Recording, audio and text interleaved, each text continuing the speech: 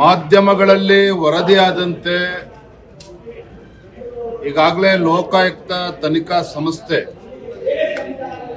ಮೂಡಾ ಹಗರಣದಲ್ಲಿ ಮುಖ್ಯಮಂತ್ರಿಗಳಿಗೆ clean chit ಕೊಟ್ಟಿದ್ದೇ ಆದರೆ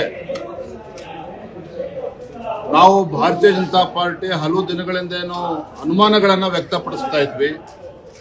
ಲೋಕಾಯುಕ್ತ ತನಿಖೆ ಸರಿಯಾದ ರೀತಿಯಲ್ಲಿ ಆಗ್ತಾ ಇಲ್ಲ, ಮುಖ್ಯಮಂತ್ರಿಗಳ ಒತ್ತಡಕ್ಕೆ ಮಣಿದಿದ್ದಾರೆ, ಇವೆಲ್ಲ ನಮ್ಮ ಆರೋಪಗಳು ಸತ್ಯ ಆದಂತೆ.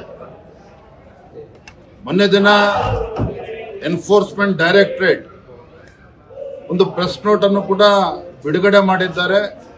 ಮೂಡಾದಲ್ಲಿ ಎಷ್ಟು ಕೋಟಿ ಹಗರಣ ನಡೆದಿದೆ ಅನ್ನುವುದನ್ನ ಮಾಧ್ಯಮಕ್ಕೆ ತಿಳಿಸಿದ್ದಾರೆ. ಮತ್ತೊಂದು ಕಡೆ ರಾಜ್ಯದ ಉಚ್ಚ ನ್ಯಾಯಾಲಯದಲ್ಲೂ ಸಹ there has been serious observation by the high court.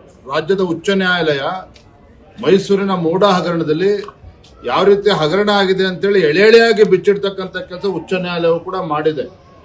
ಇದ್ರ ಮಧ್ಯೆ ರಾಜ್ಯಪಾಲರನ್ನು ಕೂಡ ಅವಹೇಳನಕಾರಿಯಾಗಿ ರಾಜ್ಯ ಸರ್ಕಾರ ಮುಖ್ಯಮಂತ್ರಿಗಳ ಆದಿಯಾಗಿ ಅವರನ್ನು ನಿಂದಿಸತಕ್ಕಂಥ ಪ್ರಯತ್ನವೂ ಕೂಡ ಮಾಡಿದ್ದಾರೆ. ಇದ್ರ ನಡುವೆ ಇನ್ನೇನು ಹೈಕೋರ್ಟ್ನಲ್ಲಿ ತೀರ್ಪು ಬರಬೇಕು. ಇಂಥ ಸಂದರ್ಭದಲ್ಲಿ ಇವತ್ತು ಲೋಕಾಯುಕ್ತ ತನಿಖೆ, ಲೋಕಾಯುಕ್ತ ಇವತ್ತೇನು ವರದಿ ಕೊಟ್ಟಿದ್ದೆ ಸತ್ಯನೇ ಆದ್ರೆ ಇದು ಖಂಡಿತ ಸರಿಯಲ್ಲ. ಇದಕ್ಕೆ ಯಾವುದೇ ರೀತಿಯ ಒಂದು ಸ್ಯಾಂಟಿಟಿನೂ ಕೂಡ ಇರೋದಿಲ್ಲ.